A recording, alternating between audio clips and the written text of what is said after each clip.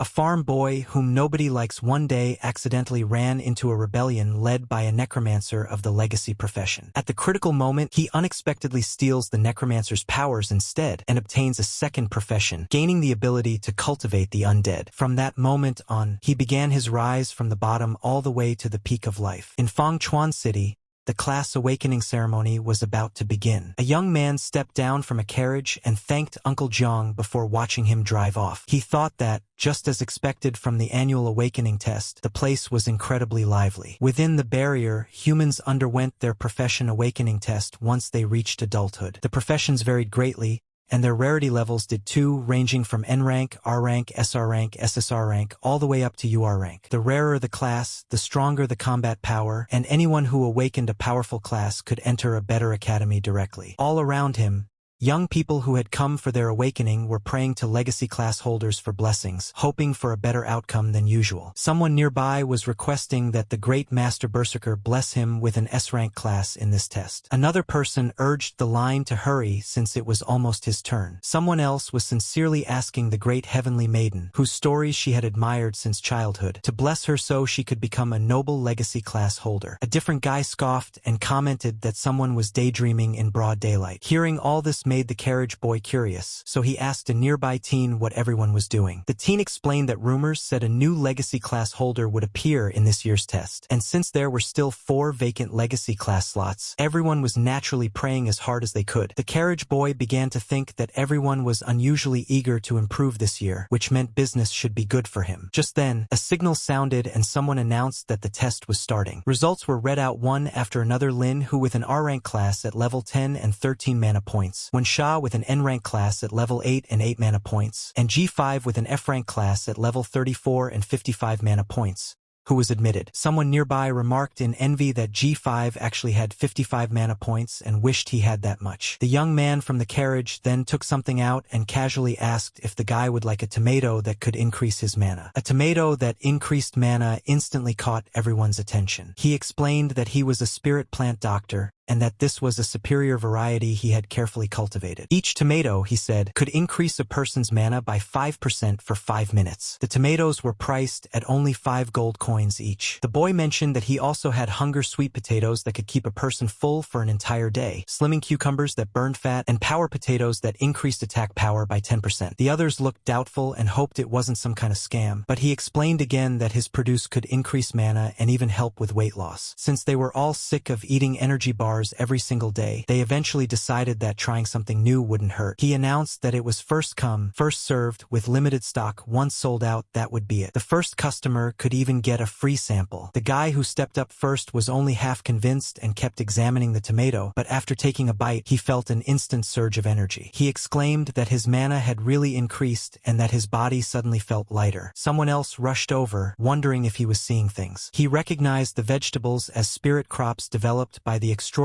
Academy's Agri-Science Institute, supposedly supplied only to S-rank students. The boy explained that this was a special event for the testing assembly, and that everyone here had the potential to become students of the academy in the future. The man immediately asked to have all of the stock wrapped up for him. The others were not pleased and argued that they had been there first. Now that they had witnessed the effects firsthand, they also wanted to try them. The boy thought to himself that although he only had a farmer-type class, ever since reaching max level, the vegetables and fruits he grew somehow gained beneficial buffs. He admitted inwardly that he had used a few marketing tricks, but the effects of his produce were the real deal. Later, in front of a certain shop, another man appeared while the boy was packing his things. The man listed off the items he had brought: chestnuts and pumpkin seeds for 5 gold, flour and rhinoceros dung for 7 gold, sugar for making wine for 10 gold, along with mana and energy potions totaling 257 gold coins. The boy handed him 10 gold coins for his trouble. He then mentioned that he still didn't have enough money to buy high-grade fertilizer to improve the fields. The man thanked Brother Lin Fong and asked why he didn't simply grow more spirit plants if they were so useful. Lin Fong replied that it wasn't as simple as it looked. The man commented that it was a pity someone as talented as Lin Fong since childhood had ended up like this. Lin Fong told the man to hurry home since Auntie Zhao was waiting for him. After watching him leave, he couldn't help thinking that despite being called a genius since childhood, he had only awakened an N-rank farmer class. He joked inwardly that when he went to burn joss paper for his arch-druid father, the man might just jump out of his coffin in rage. Maybe it really was a case of opposites canceling each other out. A herbalist mother and an arch-druid father somehow produced a farmer. Still, when he thought about it carefully, he felt pretty satisfied with his peaceful life. He didn't have to go to the battlefield and lose his life like his father, and he wouldn't make his mother worry. Even if it was only for her sake, he had to manage their family farm properly. As he continued walking, he suddenly wondered why it felt like rain on a clear day. Before he could react, someone came crashing down right in front of him. Lin Feng froze and wondered if the city wall had collapsed or if the demon clan had broken in. A moment later, the fallen man shakily got back up and announced that the legacy class holder, Necromancer Hizang, had defected and intended to hand over his class legacy to the demon clan. Someone nearby shouted that they needed to report this immediately. But before anything else could happen, a huge clock materialized behind the man. Lin Feng stared, completely stunned, wondering what on earth was happening and whether handing a class legacy to the demon clan was even possible. A surge of energy suddenly swept across the entire area. A voice snapped at him, calling him an idiot for not running and asking if he was eager to die. The speaker said that if he hadn't been injured by forbidden magic, he would have escaped the city long ago, and that once he handed his class legacy to the demon clan, he would gain an immortal body. He added that since he had stalled for this long, the academy had probably already noticed. Lin Feng quietly tried to sneak away, thinking that he had clearly walked right into some kind of murder scene and should leave before the man realized he was there. But he was too slow. The man caught sight of him and demanded to know who said he was allowed to leave. He mentioned that the person earlier had been Dean Yu of the Extraordinary Academy and called it a pitiful death, then suggested using Lin Feng's blood and bones as a sacrifice in his memory. Lin Feng realized he couldn't break free at all. The terrifying man had him completely trapped. He tried to calm down and think, desperately searching for anything he could use to drive the guy away. Lin Feng suddenly noticed a derived skill under his maxed-out farm tool mastery, something called farm tool summoning. While taking out his tool, he warned that sacrifices were something a person should handle themselves, otherwise they'd end up in the 18th level of hell. The man was stunned and couldn't believe a mere farmer class had managed to injure him. Lin Feng muttered that this was it, and in the next moment, a powerful burst of energy erupted from his body, sending the enemy flying. But the surrounding energy didn't settle. It kept surging higher and higher. The enemy cursed, recognizing it as the marking formation of a demon array dancer. Since things had come to this, he decided to take over Lin Feng's body and escape. His entire soul suddenly plunged straight into Lin Feng. Inside, the voice commented that although the farmer class was the lowest rank, Lin Feng's innate talent wasn't bad, and he should consider himself lucky to become its vessel. Lin Feng replied that he had trained diligently every single day since childhood, and if the demon wanted his body, he would have to earn it. The demon dismissed him, saying that low rank was still low rank and that its power was something Lin Feng could never reach. Lin Feng thought that luck clearly wasn't on his side this time, so they might as well go out together. He prepared to strike himself with the tool. The voice demanded to know what he was doing, but Lin Feng insisted that even if they both perished, he wouldn't hand over his body. He only hoped that if he died, he wouldn't have to listen to his father's complaints in the afterlife. Before he could act, a surge of energy erupted from his heart. The demon was shocked by the dazzling light and wondered if the kid's mana was exploding. The power continued to rise, making the demon panic, saying that it was impossible. He became bound and surrounded by countless restraints before everything was swallowed in a massive explosion. A notification followed, announcing that Lin Feng had obtained a new talent, the Legacy Class Necromancer. Lin Feng regained consciousness in shock. He was still alive and could still control his body. The demon hadn't succeeded. He then realized he could also manipulate the same aura the demon had used. Checking the notification window, he saw that his class had mutated into Spirit Farmstead Master, Unique Level 1, with his stats listed as Strength 300, Constitution 300, Agility 100, Mana 10, Spirit 100, and Luck 300. His skills now included Appraisal, Reclamation, Undead Affinity, Passive, Efficient Planting, Overgrowth, Beginner, Rapid Harvest, Undead Summoning, Beginner, Increased Yield, Soul Siphon, Passive, and Farm Tool Mastery at max level. Lin Feng noticed that his level had reset to 1, but all the stats from his max level farmer class were still intact. He realized that his mana had increased because of that bastard soul power, which meant that when he leveled up again, his stats could break past a normal farmer's limits. There was also a new skill, Undead Summoning. He wondered if he could actually summon the undead and hoped he wouldn't end up summoning that guy. He experimented by channeling magic through both hands, trying different combinations. The farmer's mana and the necromancer's mana began to fuse together. Closing his eyes, he thought through the possibilities. His class tree hadn't changed. He hadn't lost the farmer class. Instead, he had gained another one. Necromancer. The person who entered his body had really been a legendary legacy class holder, which made him question whether the man was actually dead. He could feel that this power wasn't fully his yet. If he failed to tame it and convert it completely, not only would his farmer class collapse and disappear, but his consciousness would eventually be devoured again. He also muttered that the disgusting yellow glow really did look the part. He attempted a summoning. A magic circle appeared, and from it emerged you, Undead Sage at level 1, and He Shao, Undead Wild Hunt at level 1. Lin Fong realized it was truly them. Even though their levels had been reset, they still retained their battle instincts and could level up again. He sensed the enforcement team approaching and knew he had to leave immediately. No one would believe that an ordinary farmer had killed two extraordinary individuals, and if his current situation was exposed, it could lead to fatal consequences. His top priority was to find a place with shelter, resources, and hidden land where he could experiment with this dangerous new power and turn his father's theories into reality. One day later,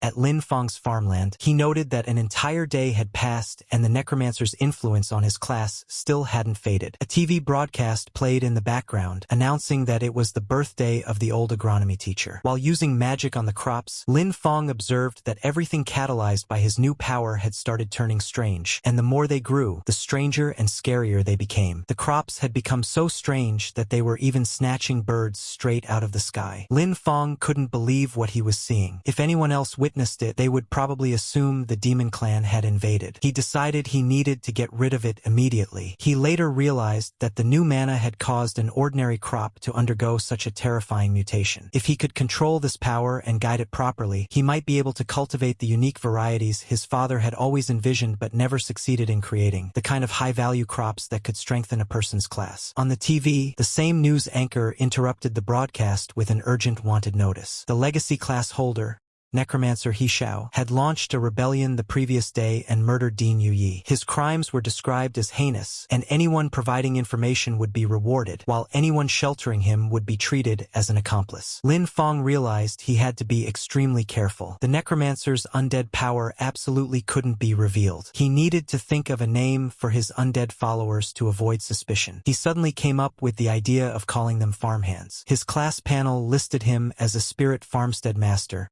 so having a few helpers was perfectly normal. The news continued, stating that in order to deal with the increasing pressure from the Demon Clan, the Extraordinary Academy was expanding enrollment. All candidates who passed the examination would gain preferential access to Academy resources and be granted a private manor for cultivating high-tier crops, along with special subsidies. Enrolled students could also hire farmers to grow high-recovery crops for them. Lin Fong thought that the Academy's land was safe, fertile, and resource-rich, exactly what he needed right now. He had to get in. The Necromancer's identity was a time bomb, but a spirit farmstead master was just a farmer in everyone else's eyes. At the Extraordinary Academy registration plaza, Lin Fong waited in line with the others. When asked for his information, name, age, awakened class, and level, he introduced himself as Lin Fong, 18 years old, with the class Spirit Farmstead Master, level 1. The examiner checked Lin Fong's information on the paper and muttered that he had never heard of a Spirit Farmstead Master before. He assumed it was just another non-combat class trying to sneak through and told Lin Fong to release his class aura. Lin Fong did as instructed,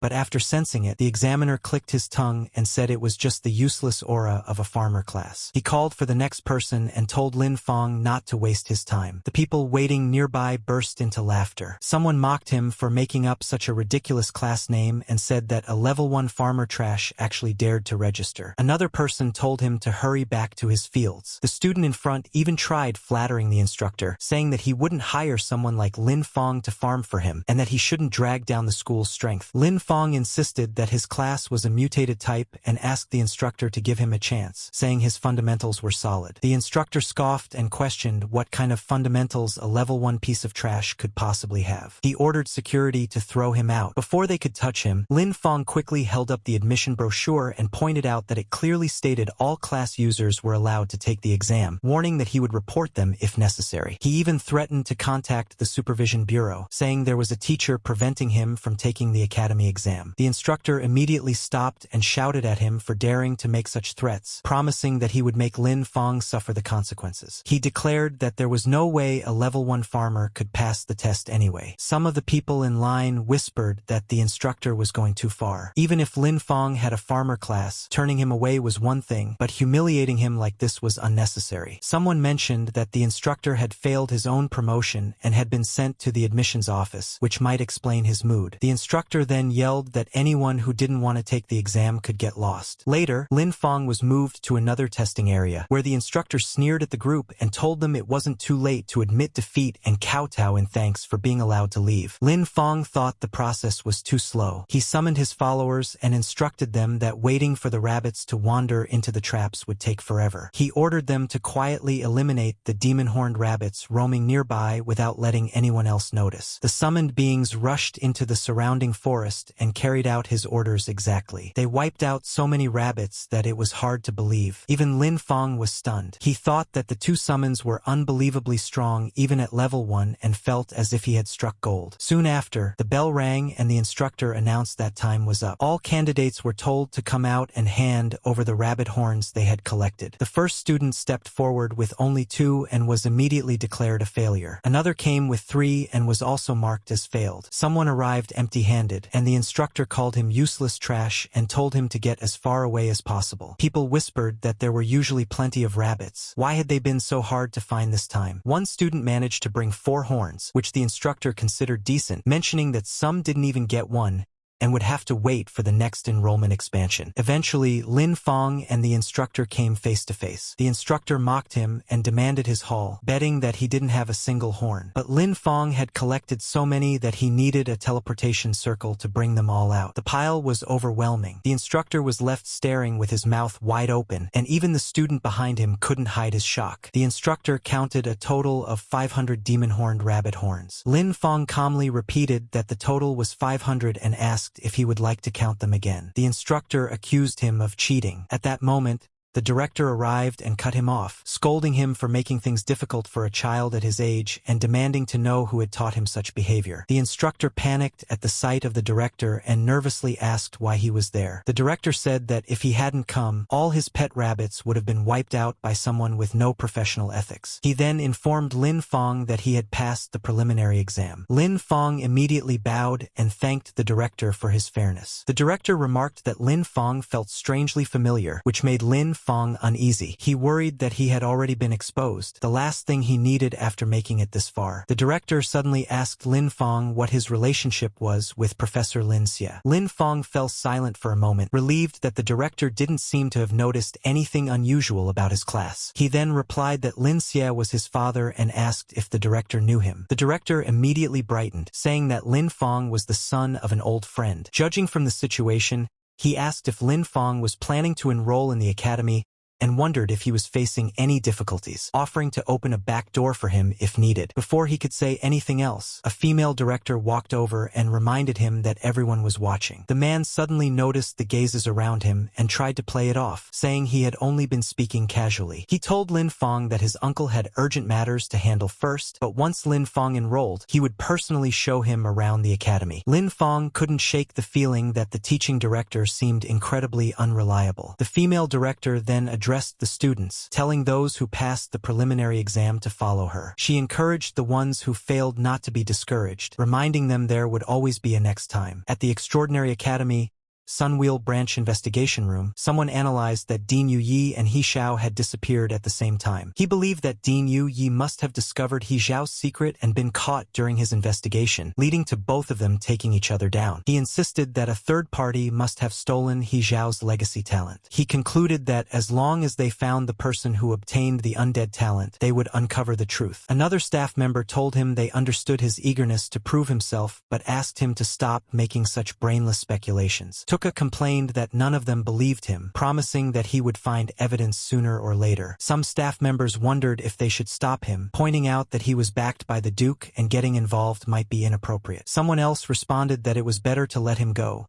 since the Sunwheel Academy was meant for cultivating elites, not for allowing people to shove their way in just for status. Just then, the director entered and announced that orders had come from above. Once He Xiao was found, they were to eliminate him on sight. One person asked what they should do if He Xiao was already dead. The reply was that he might have changed his appearance, and that anyone using necromancer skills should be eliminated without hesitation. At the Extraordinary Academy Re-examination Mission Hall, the female director announced the re-examination requirements. All students were to clear the Level 5 special dungeon outside the city, the Demon-Horned Beast Lair, within a 3-hour time limit. The students immediately started panicking. They said that a level 5 dungeon was already pushing it when most of them were only level 4 or 5. Grinding down the final boss might barely be possible, but completing it within 3 hours sounded way too difficult, and they wondered if anyone could realistically do it. She clarified that they weren't expected to clear it alone. They were allowed to form teams with a maximum size of 5 people. After forming a party, they were to report back to her to register and start the timer. The hall instantly descended into chaos. Students shouted that they were looking for groups. Someone needed 2 more and wanted a strong front row warrior. Another claimed to be an elemental mage with explosive damage and was looking for a team, and one kid called out that he was just a little boy and asked if any big brothers would carry him. Meanwhile, Lin Feng was occupied with his status window when someone approached. He looked up to see a girl introducing herself as a level 7 magic type class user. She said she had seen his preliminary exam results and believed anyone who could kill that many demon-horned rabbits must be extremely strong. She politely asked if she could team up with him. Lin Feng thought that a level 7 player was definitely strong enough to solo the dungeon. If he were still just a farmer,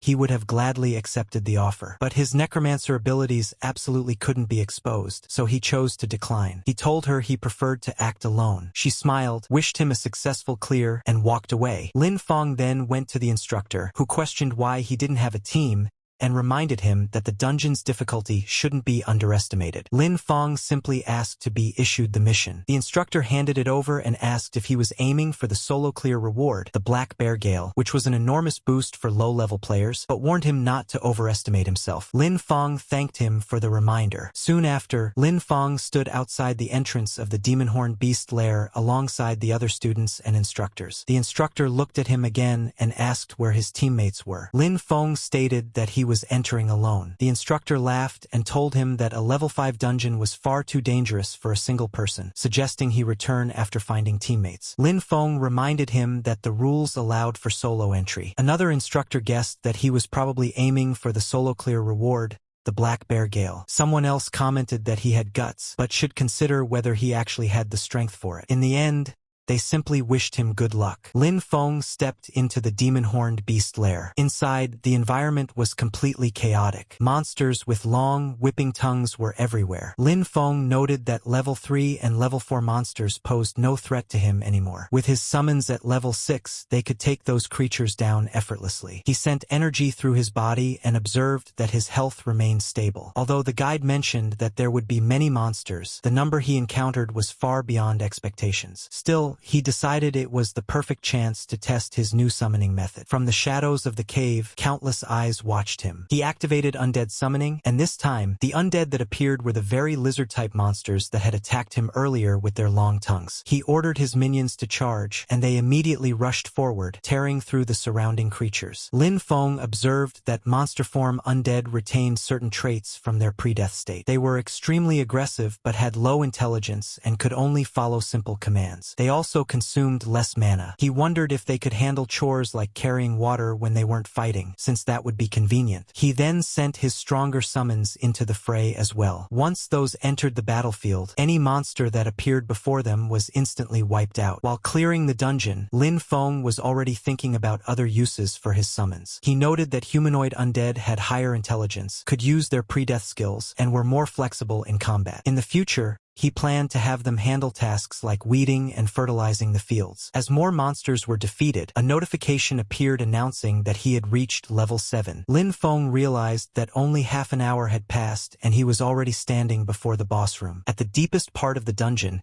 he found the boss, a massive demonic bear bound in chains, roaring furiously. Lin Feng considered it the perfect chance to test his overall combat strength and summoned all his units at once. He instructed Hachi to pin the boss from the front, ordered another to weaken it with curses, and had the rest harass its weak points. His summons executed the commands smoothly, and he noticed their coordination improving. He continuously restored his mana, since maintaining control over such powerful summons required a large amount. Before long, his stronger units completely overwhelmed the boss and everything nearby. A notification followed, stating that he had reached level 8, and a pile of loot appeared. Lin Feng was disappointed to see only a 10-point increase in stamina, calling it useless and noting that it wasn't even as good as the buff from his batch of supercrops. A settlement notification then calculated the dungeon rewards and confirmed his current classes, Farmer and Necromancer, before distributing the corresponding rewards. Lin Feng realized that the dungeon settlement had actually given him 2 sets of rewards. He wondered if it was because he was dual-classed, and if dungeon rewards could be doubled, then perhaps there was room for manipulation using the crops he grew as well. Outside the dungeon, the other students were stunned. They refused to believe he had completed the run alone. They insisted it was impossible and claimed he must have gone into the cave just for show without actually going deep inside. Someone pointed out that he was completely clean and couldn't have possibly fought against a pack of demonic beasts. Lin Feng ignored the speculation and went straight to the instructor, reporting that he was there to turn in the mission. When the instructor checked the results, she was shocked that he had actually passed, and done it solo. Lin Feng simply laughed and smiled. The instructor informed Lin Feng that she would submit the mission scroll to the Academic Affairs Office. She reminded him that solo clearing a dungeon was far too risky,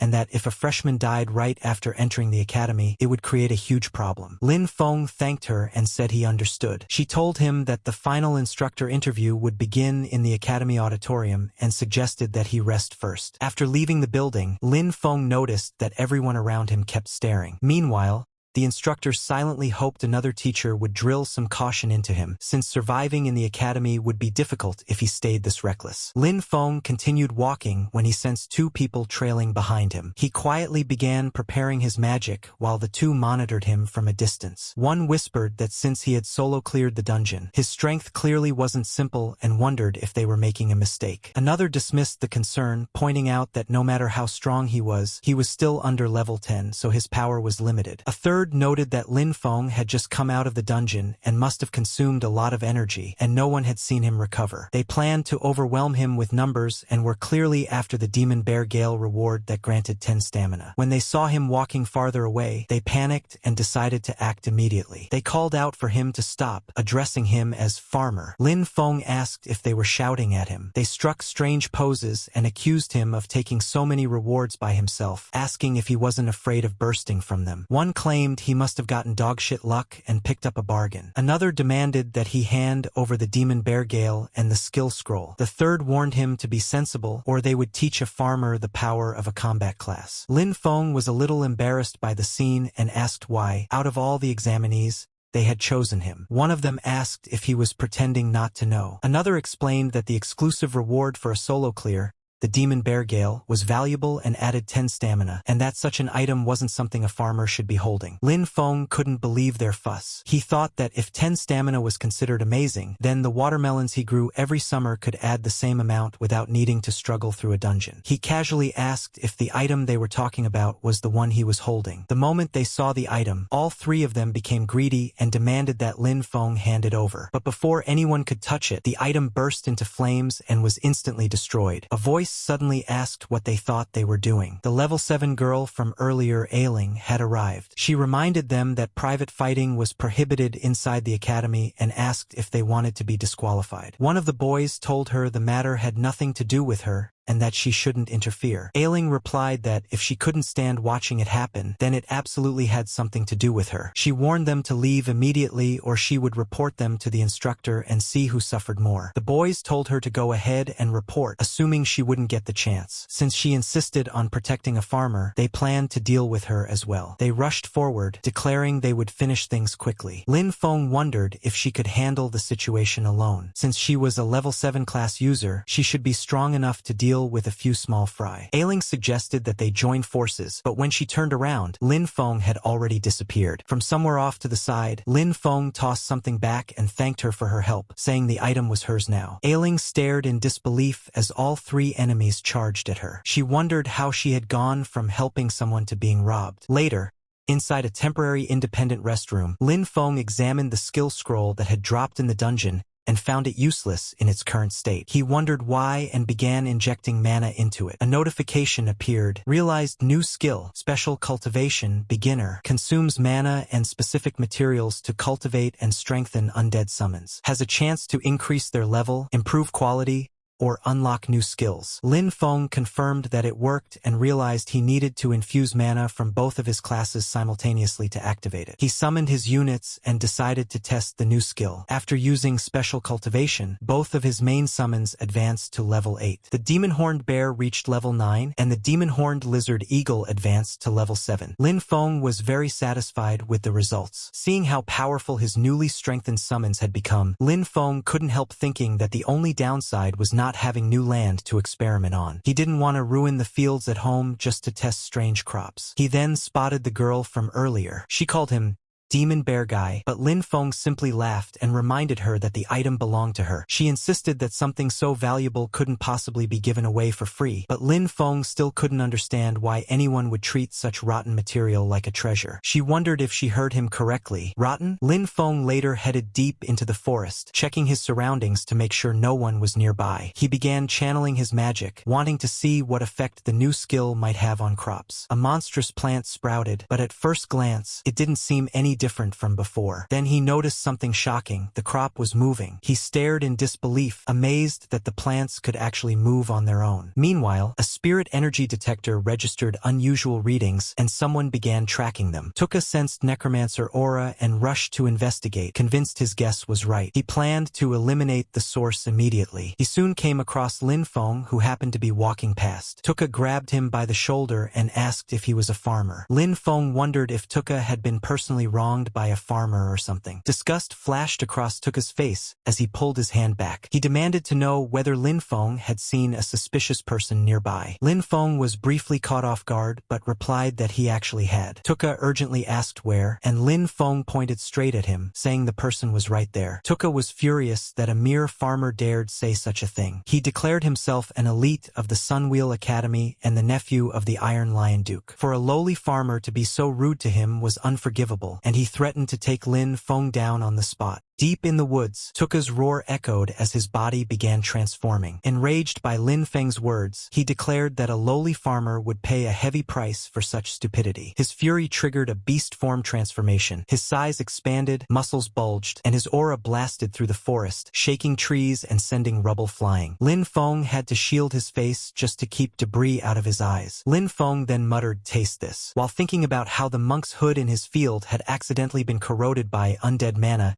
and gained a paralysis effect. The last time he tried some himself, he had been numb and unable to move for an entire day. Ground into powder, the stuff functioned perfectly as a natural anesthetic. He tossed the powder toward the raging beast. Tuka, blinded by anger, inhaled it without realizing. Within moments, his vision blurred, his limbs weakened, and dizziness hit him hard. He couldn't believe his strength was suddenly draining. Tuka demanded to know what method Lin Feng had used. Lin Feng calmly stood there, fingers pinching his nose shut, so he wouldn't inhale any of the powder himself. He explained that it was just monk's hood powder, something commonly found in fields, the very places Tuka claimed to despise. And now, that simple farmer's material had completely taken down the Duke's nephew. Lin Feng asked whether he still believed farmers were useless. If so, he called him stupid, saying farmers could do plenty of crazy things, sometimes more than combat classes, and could even beat them. Then, while Tuka lay paralyzed, Lin Feng walked up and delivered a solid punch straight to his beast form head. Later, when the transformation finally wore off, Tuka was seen bound tightly to a tree. Lin Feng told him that if he couldn't even beat a farmer, then he had no right calling himself an elite. He said he'd leave him there to cool off, and that when someone eventually found him, he should consider it a lesson learned. Suddenly, an academy-wide announcement called for all candidates to gather at the auditorium for the instructor interview. Lin Feng realized the interview was starting and rushed off, knowing he absolutely couldn't miss it. Outside the Extraordinary Academy auditorium, crowds had gathered. Many candidates weren't even interested in studying. They were just there for the girls, dreaming of a luxurious, carefree life funded entirely by their families, enjoying everything without effort or responsibility. Before real life eventually crushes their dreams, the pampered boys outside the auditorium keep gossiping as Lin Feng walks by. Someone whispers that he was the one who solo cleared the level 5 dungeon. Another claims he only knows how to run away and live off a woman. Someone else says he's far worse than Siqi and Bogu. Another adds that while Lin Feng might be strong compared to normal candidates, he himself is a level 5 elite, so the advantage is clearly his. Ailing approaches Lin Feng and tries handing the item back again, insisting she doesn't want to keep it. Lin Feng repeats that she should keep it. He has no use for it at all. He casually munches on something, and a notification pops up. Temporary Constitution +2. Temporary Constitution +2. People nearby are still staring at him instead of paying attention to their girls, who suddenly seem less interesting compared to the mysterious farmer who cleared a dungeon alone. Lin Feng, however, doesn't understand any of the fuss. He wonders why everyone treats such junk like a treasure and whether they're all idiots. Inside the auditorium, rows of instructors sit behind long tables. One of them announces that during the interview, while instructors choose their students, students also choose their instructors. They are meant to make each other successful. Students whose names are called should step forward. The first candidate called is Xiyan. He walks forward, introduces himself as a level 6 Earth Attribute warrior, and demonstrates his ability by summoning rock armor. Aura surges around him and his stone armor looks solid. Impressive, though nothing compared to Master Chief. One instructor nods in approval and introduces himself as a level 44 Earth Berserker, asking if Xiyan would like him as an instructor. Xiyan agrees immediately, practically vibrating with excitement. Next, the naming Wu is called, and then Lin Feng. He stands up and walks toward the panel. But even now, people all around continue staring at him with that same thick mix of jealousy, suspicion, and hatred. Even with all the stares and whispered judgments drilling into his back, Lin Feng walked forward without a care. He introduced himself calmly. "I am Lin Feng, level 8, occupation Spirit Farm Lord." His aura flared out. Several girls quietly gasped. One whispered that reaching level 8 at his age was impressive. Another pointed out that he was still just a farmer, and that she wasn't interested in farmers. A guy scoffed that the Extraordinary Academy existed to train elites for the front lines, not raise ordinary people into future cannon fodder. Another instructor tried to calm the rising tension, noting that Lin Feng's preliminary test and retest results were both excellent, so he clearly had skill and talent. The director cleared his throat and suggested conducting a combat ability assessment since opinions differed so much. All the instructors immediately agreed. One woman approved with a simple nod, and another instructor muttered that he didn't care either way. He just wanted to go home and eat something nice. The director turned to Lin Feng and asked whether he was willing. He reminded him that the ultimate purpose of training here was to send talent to the front lines against the demon clan. Without combat potential, joining the front lines would only result in a meaningless sacrifice. Lin Feng's mind raced. A combat ability test. Right now, openly fighting would risk revealing his necromancer abilities, something he absolutely could not allow. He needed to be extremely cautious. For now, he forced a pleasant smile, hiding every trace of unease, and said he agreed. Later, at a temporary clearing within the auditorium grounds, everyone gathered to watch. The examiner, a powerful instructor, stood across from Lin Feng. He explained that the test was simple. Last 5 minutes against him to prove he had combat potential. The moment he activated his power, the ground trembled. His aura surged outward like a storm. The watching students buckled under the pressure. Many were forced to their knees, unable to withstand the weight of his spiritual force. They whispered in awe, asking whether this was truly the pressure of someone above level 40. Everyone in the audience suddenly froze. Through the crushing pressure of a level 44 instructor, they saw something that made their jaws drop. A normal little farmer was still standing there. He wasn't trembling,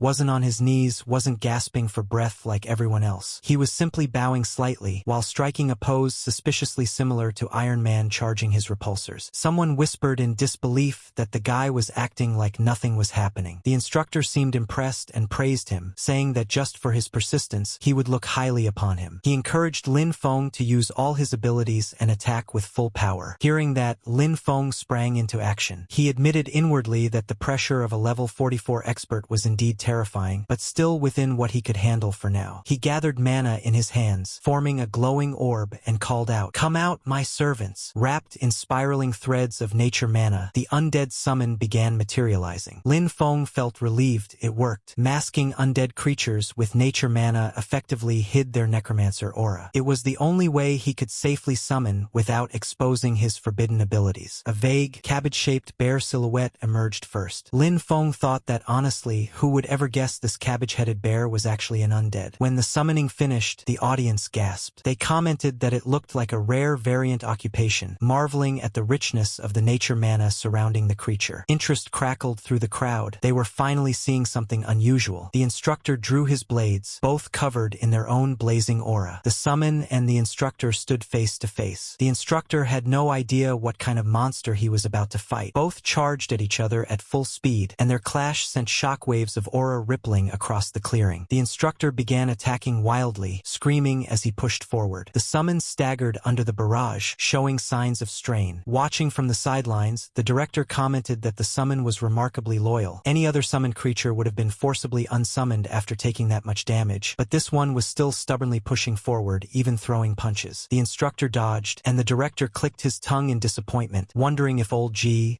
the instructor, was simply too weak. He couldn't understand why the fight looked so unimpressive from old G's side. Meanwhile, Lin Feng remained completely calm. He knew the truth. They're undead. They don't feel pain, and they don't make a fuss. These flesh wounds only take a tiny bit of mana to recover from. That's why they don't care. The instructor was thinking that he originally just wanted to show off in front of the students. But he hadn't expected Lin Feng to actually be pretty talented. The disappointed look on the director's face was unbearable, so he decided he needed to use something real. He told Lin Feng not to worry, and that he would compensate him later for the destroyed summon. Then he told him to watch closely. Normally, summoners had to pay a price to form contracts with their creatures. Once a summon died, the contract ended, finished, gone for good. That was common knowledge. The instructor activated Berserker skill, Bloodthirst, and with a massive punch, the undead summon was knocked backwards. Its form cracked apart like shattered stone and then dissolved, disappearing completely. The instructor stood smugly with his arms crossed, clearly satisfied with himself. He confidently announced that Lin Feng must feel terrible having his summon destroyed, and said it was fine to cry it out. He liked students with genuine emotions. In the instructor's imagination, Lin Feng was already sniffling like a pitiful farmer child whose toy had been broken, but reality was the exact opposite. Lin Feng stood there completely expressionless. Not sad, not panicked, not even mildly bothered. His face was so unreadable that no one could figure out what he was thinking. The instructor was confused. He wondered if Lin Feng was so overwhelmed with sadness that he'd gone numb. However, the next moment, countless vines burst out from beneath Lin Feng's feet. They wrapped forward like serpents, flying straight toward the instructor and binding him tightly before he could even blink. Shocked, he yelled angrily, demanding to know what was happening and accusing Lin Feng of playing dirty by having so many summons. The vines squeezed until the instructor struggled, until suddenly, with a furious shout and a surge of power, he snapped them apart. The director finally intervened, telling them both to stop. He declared that Lin Feng had proven himself and was qualified to become a student of the Extraordinary Academy. However, he added that all nature-type instructors were currently deployed at the battlefield, so there was no one available to teach Lin Feng for the time being. Lin Feng immediately asked the most important question. Then what about my cultivation resources? The director assured Lin Feng that the Academy would never deduct anyone's cultivation resources. Everything would be issued normally according to standard. He added that since Lin Feng had performed exceptionally in the exam, he was allowed to make one special request. Hearing that, Lin Feng felt like heaven had opened. Freedom and resources? Truly a paradise. So he immediately said, "Then I want a piece of land." The director blinked. That was absolutely not what he expected. For most students, a request like this was the moment to demand high-grade equipment, rare cultivation treasures, or maybe even a luxurious private hall where they could dance with beautiful girls until morning instead of studying. But this kid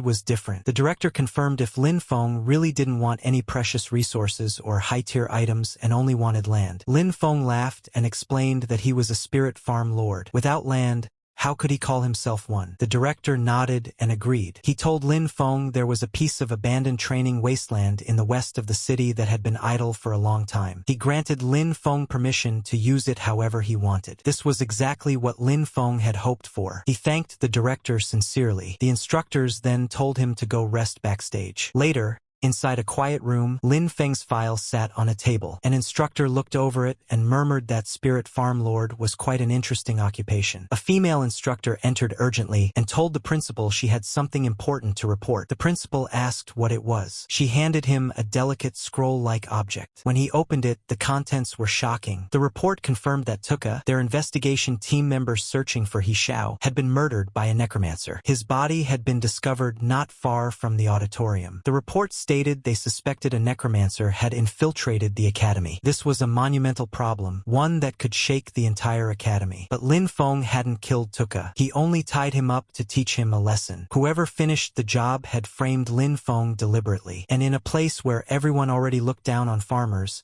we know exactly who they'd point their fingers at first. So I wonder what will happen next. At the training wasteland in the west of the city, Lin Feng walked across the barren ground while checking the paper in his hand. He confirmed aloud that this was indeed the place mentioned, the training wasteland in the west of Fenchuan City. A soft green glow formed in his palm as he activated the land assignment spell. A notification appeared: 100 mu of training land west of Fenchuan City. Ownership: Extraordinary Academy. Temporary rental agreement: 1 year. Exclusion barrier activated. Student Lin Feng only. Lin Feng clicked his tongue and commented that giving him only 1 year was a little stingy. But considering that most students would be heading to the battlefield after a year anyway, it was understandable. Besides, he was thrilled. He now had a whole 100 mu of land entirely under his control for an entire year. He thought this was what deserved to be called a spirit farmstead master. Everyone else might look down on the occupation, but the true madness hidden within it was something only he knew. It would allow him to control the situation from the shadows while staying above all of them. He pointed a finger upward, aura swirling violently around him, and summoned all his undead companions to the field. Now,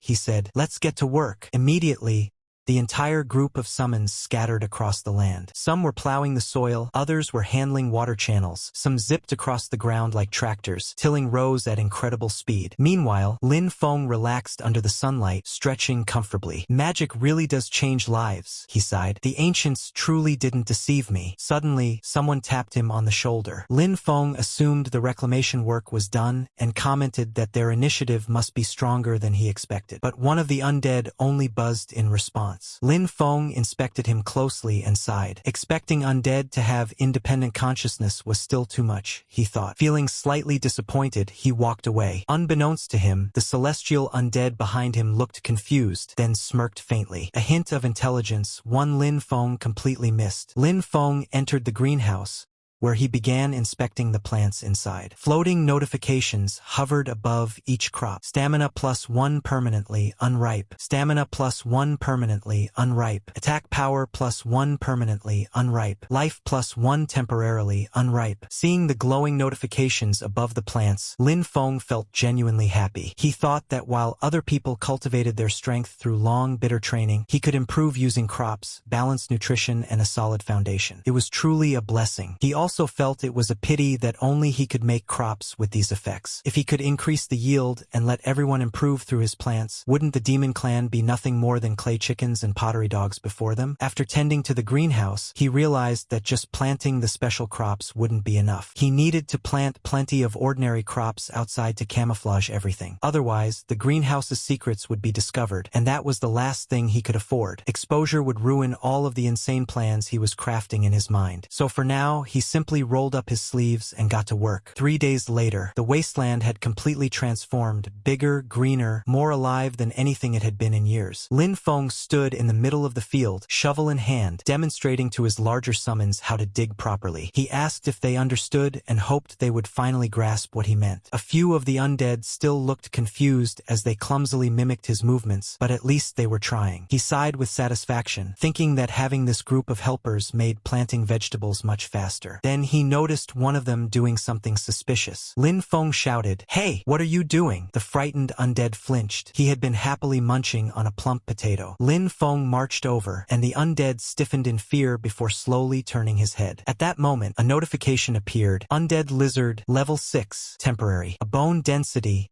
temporarily increasing. Defense, temporarily increasing. Lin Feng stared in disbelief. All of the undead lizards were his gains from the previous dungeon. The only difference was, this one had eaten a potato. He wondered whether undead could also receive the effects of spiritual crops. If that were true, wouldn't that be absolutely insane? In the days that followed, Lin Feng began systematically experimenting, feeding different crops to different undead and carefully recording every change, every buff, and every mutation. The research of a true spirit farmstead master had officially begun. Another figure appeared near the training wasteland, moving silently between the crops and shadows. He frowned as he observed the surroundings. He thought it was strange.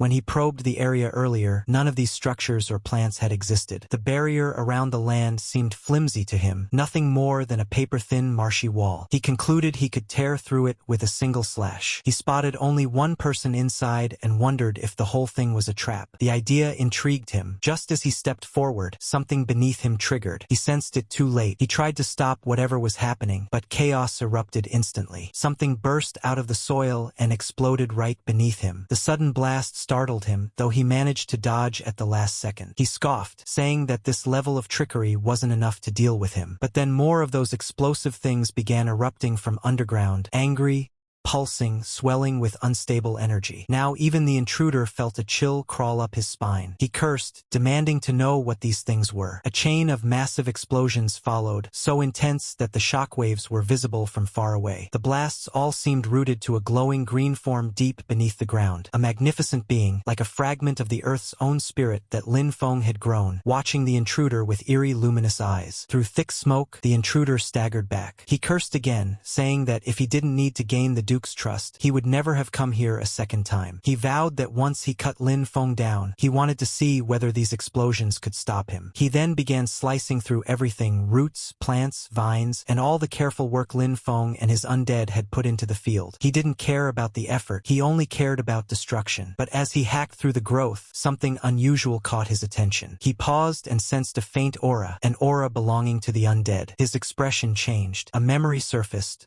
one from a wise priest. On this reconnaissance trip to Fangchuan City, your main mission is to find the Necromancer He Chia. After our last contact, he disappeared. He has an agreement with our clan. The intruder's eyes narrowed. He wondered if this place was actually He Chia's hiding spot. But why would He Chia hide here of all places? Could he have betrayed their clan? The intruder clicked his tongue, thinking that for the secret technique of immortality, a traitor like He Chia really had no shame at all. The intruder felt an even stronger surge of energy pulsing from the plants around him. The longer he stayed, the more unstable the aura became. He decided it was better not to linger. Finding He Chia was the priority. Night turned to day. Lin Feng's morning shock. Lin Feng woke up, grabbed his tools, and headed out cheerfully. He'd already catalyzed and fertilized most of the fields yesterday. Today he would handle the remaining areas. But the moment he opened his eyes fully and looked ahead, he froze. His jaw dropped. He stared for several seconds, speechless. Then he dropped his tool with a loud clatter and sprinted toward the greenhouse. His heart pounded. His mind blanked. My greenhouse! Everything he had so carefully grown looked devastated. Above him, several figures suddenly descended from the sky. Lin Feng braced himself, thinking they were enemies, but after getting a closer look he muttered in confusion. Why would enforcement team members appear here? The enforcement officers landed and scanned the area. One of them announced that their demonic energy detector showed the source of the disturbance right at this location. They wondered why the training wasteland suddenly looked like this and questioned whether demon clan members might be lurking nearby. A notification popped up before them. This land has already been leased. The officers exchanged glances, so it wasn't unowned land after all. Still, they insisted that they couldn't rule out demon clan activity and needed to be cautious. One of them addressed Lin Feng politely, saying they were from the enforcement team, but the atmosphere was far from welcoming. Lin Feng felt extremely uneasy. Why would the enforcement team come here of all places? The lead officer explained that their instruments had detected demonic energy here and asked Lin Feng to open the barrier to allow them inside for inspection. Another added that even they weren't clear on the exact situation yet. Lin Feng's stomach tightened. Demonic energy? On the land he'd only rented a few days ago? How was that possible? Before he could respond, someone from the back, clearly irritated and impatient, snapped. How long does it take just to get a farmer to open a barrier? Tuka was just killed by the demon clan, and now demon aura appears here? If you ask me, he's a spy. The man's tone was cold and venomous. His expression was deadly serious. Even Lin Feng felt a chill run down his spine. One of the enforcement members pointed straight at Lin Feng and coldly ordered him to surrender, calling him a spy. His expression was deadly serious, the kind that made it clear he was ready to do whatever it took. He wasn't about to show mercy to a lowly farmer. Another enforcement member spoke up, saying that the captain might be acting a bit impulsively. After all, 2 people had just died, and demonic energy had appeared here again. Under those circumstances, Lin Feng was indeed highly suspicious. In truth, both enforcement members were already wary of Lin Feng. In fact, the fact that he was a farmer made them even more suspicious. In their eyes, a farmer couldn't possibly cause something like this on his own, so the only explanation was that he must be a spy. A spy who didn't act directly, but instead helped the demon clan from behind the scenes. One of them asked Lin Feng to cooperate with the investigation and open the barrier. Lin Feng felt his heart sink. He knew he absolutely couldn't let them in. After everything that had happened inside the field, letting the enforcement team investigate freely would be disastrous. He had to find a way to drive them away. Putting on an innocent, almost pitiful expression. He said that his class was lowly and he had always been looked down upon. He explained that he only wanted to quietly cultivate and improve himself in peace. Yet now, even the enforcement team was suspecting him. He asked if they really thought someone like him could do such things, and whether a person couldn't even ask for a bit of peace anymore. One of the enforcement members was visibly shaken and turned to the captain, saying that Lin Feng already seemed miserable enough and questioning whether they really needed to push this further. The captain, however, wasn't fooled in the slightest. He barked back that anyone could pretend to be pitiful and that he wouldn't fall for such tricks. He clearly believed Lin Feng was just acting. Without another word, the captain raised his fist and charged forward, striking straight toward Lin Feng with tremendous force. He didn't hold back at all, either because he didn't care that Lin Feng was a farmer or because he believed Lin Feng was far stronger than he looked. If Lin Feng had truly been an ordinary farmer, that punch would have crippled him on the spot. But instead, Lin Feng caught the captain's fist. Lin Feng immediately realized something was wrong. He had added too much to his constitution. Normally, he wouldn't have felt that punch at all, but now he had to pretend. So even though he had already stopped the captain's fist, he deliberately staggered back, acting as if he had been hit brutally. The captain stared at him in disbelief. He muttered that he had used so much force in that strike, yet Lin Feng was still alive. Something was clearly wrong. No matter how pitiful Lin Feng tried to look, the captain's suspicion only deepened. At this point, it felt like he genuinely wanted Lin Feng dead. Lin Feng accused him of trying to torture a confession just to close the case quickly. He leaned harder into the act, looking like an oppressed, miserable little farmer. This time, another enforcement member finally snapped. He grabbed the captain's arm and told him to calm down. He pointed out that what Lin Feng was using was nature magic. The demon clan despised anything related to nature. This was common knowledge, something even a 6-year-old would know. The captain hesitated. He realized he might have gone a bit too far. Still, since Lin Feng was just a lowly farmer, he didn't feel much guilt. Beating a farmer didn't count as a crime in his eyes. The calmer enforcement member stepped forward and apologized, saying they had misunderstood the situation. Lin Feng's nature magic was extremely pure, and they would clarify everything properly in the report. Lin Feng immediately latched onto that lifeline and thanked him, calling him a just and righteous lord. The man replied that it was simply his duty and apologized again for the captain's excessive behavior. But from behind them, the captain's anger hadn't cooled at all. Watching this scene only irritated him further. He raised his hand again, preparing an even more vicious strike. Before he could act, the other enforcement members stepped in front of Lin Feng. They refused to let any more injustice happen and made it clear they wouldn't allow him to cross the line again. That only enraged the captain further, but with his own team standing against him, he had no choice. With a cold snort, he mounted his dragon and left. Lin Feng watched them disappear into the distance and sighed inwardly. This was troublesome. Farming alone clearly wasn't enough anymore. He needed real power for self-preservation. Just then, a paper bird fluttered down in front of him and spoke in a crisp voice. "Freshman Lin Feng, please gather at the Academy drill grounds tomorrow morning to participate in the new student capability assessment and grading battles." The message ended with a firm reminder that absence was not permitted, stamped by the Extraordinary Academy Academic Affairs Office. After reading it, Lin Feng let out a long sigh. He wondered why living a peaceful life was so difficult. Trouble kept piling up one after another, as if the world was determined not to let him stay low-key for even a moment. Elsewhere, 2 figures stood quietly observing. One of them, a woman, remarked that the nature magic she sensed was both pure and extremely potent. She asked the principal if the child was really just a farmer. The principal admitted he wasn't sure. According to the system, Lin Feng's profession was spirit farmstead master. The woman raised an eyebrow, surprised that someone like her, a level 50 nature-type archmage named Vera, would take an interest. She speculated that it sounded like a mutated class and that the boy clearly had secrets. Still, she said that the nature magic alone was enough to clear him of any suspicion of colluding with the demon clan. The demon clan couldn't possibly fake such a strong life aura, one that would actually make them sick just by being near it. The principal agreed, saying that certain people should calm down now. He added that the real show was only just beginning. An aura wrapped around the two of them, and they vanished from sight, having already obtained what they came for. Later,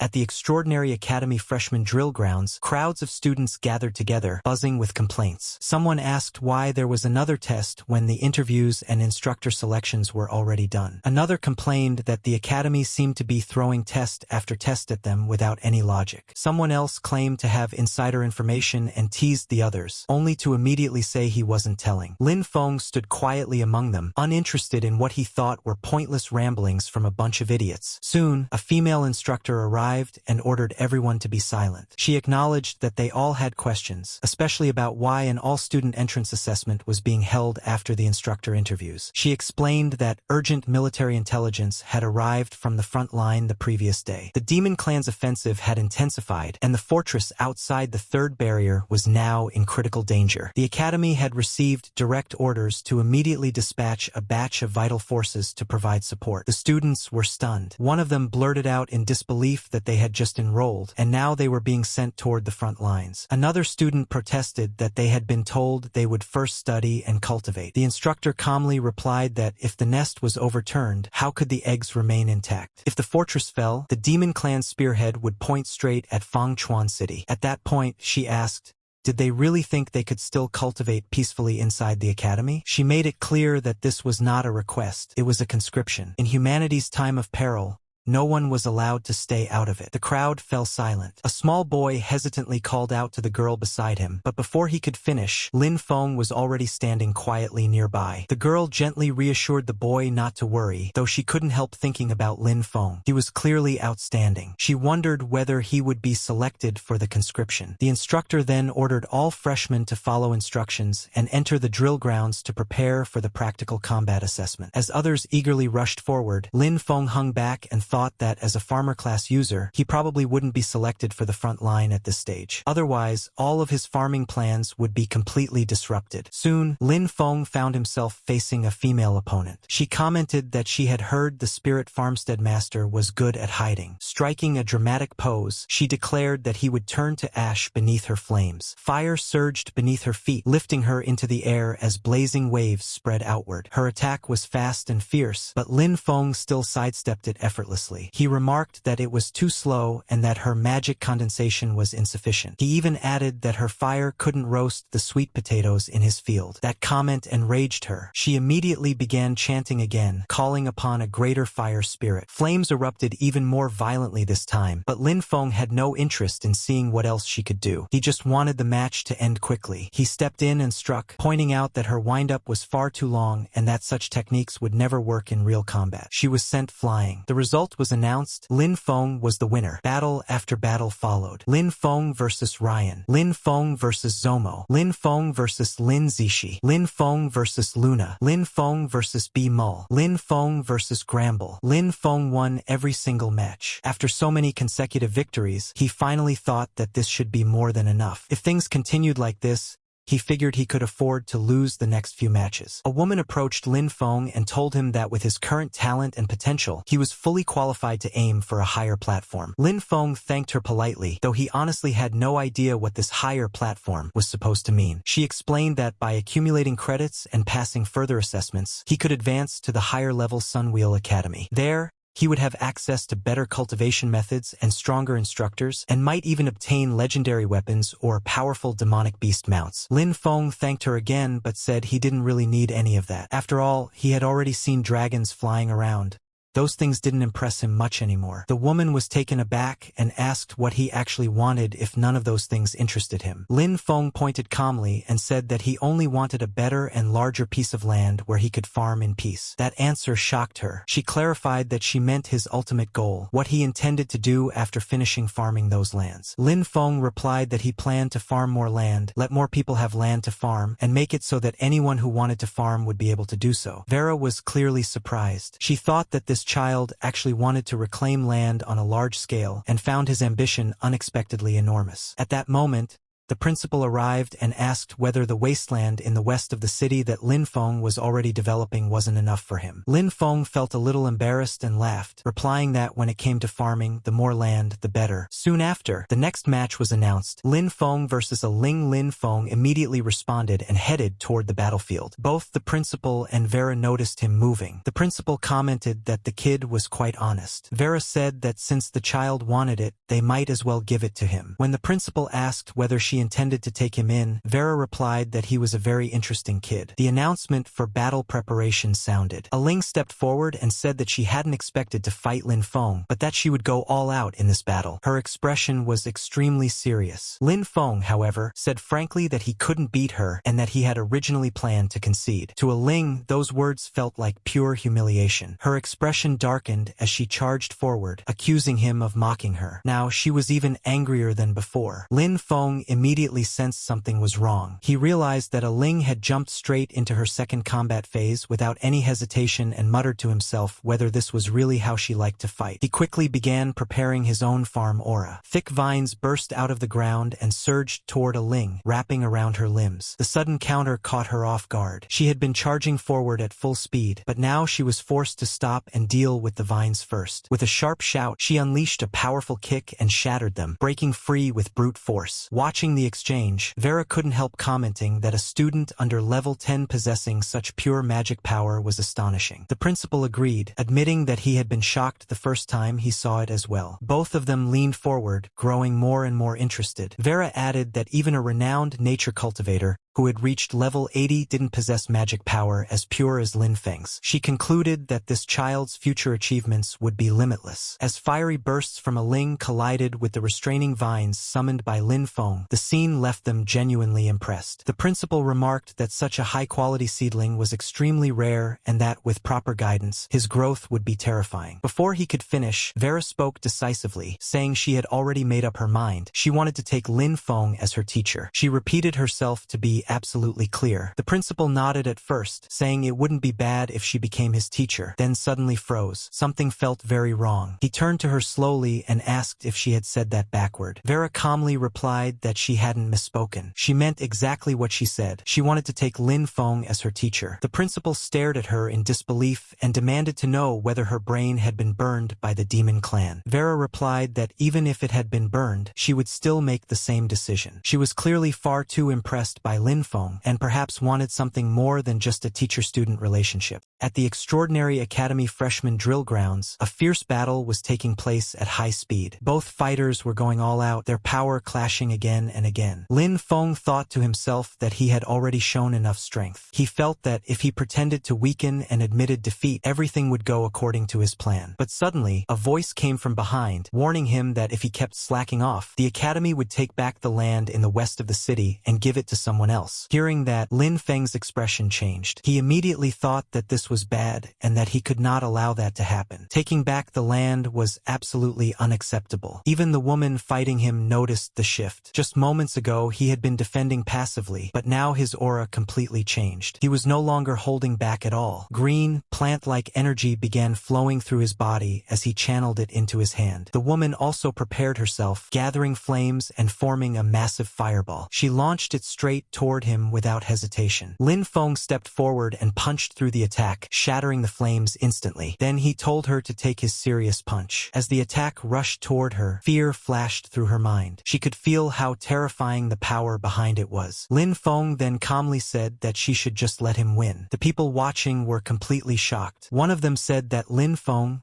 the so-called farmer, had been hiding his true strength all along. Another added that compared to him, they themselves looked like the real farmers. The woman steadied herself and admitted that this level of control over nature was terrifying. She said it was like commanding power as easily as moving one's own fingers, something close to the origin itself. The result was announced, and Lin Feng was declared the winner. She then acknowledged her defeat sincerely, saying she accepted it wholeheartedly. Lin Feng responded humbly, saying that she was the truly strong one, and that he only had a bit more raw strength. Inside, however, he thought about how close he had come to losing that land. Just then, the teacher stepped forward and praised him, saying that this was more like it. Lin Feng thanked him, and the principal told him to keep working hard, adding that he looked forward to seeing how far Lin Feng would go. However, as the principal walked away, Lin Feng's thoughts took a darker turn. Inside his mind, he cursed the old man, thinking that threatening him with the land was crossing the line. He silently swore that he would find a way to get back at him sooner or later. As he went about his day, that thought kept repeating in his head. The more he thought about it, the more annoyed he became. Just then, a woman approached him and politely asked if he could guide her in cultivation. Lin Feng was taken aback. He asked her if she was serious, pointing out that she was a combat-type cultivator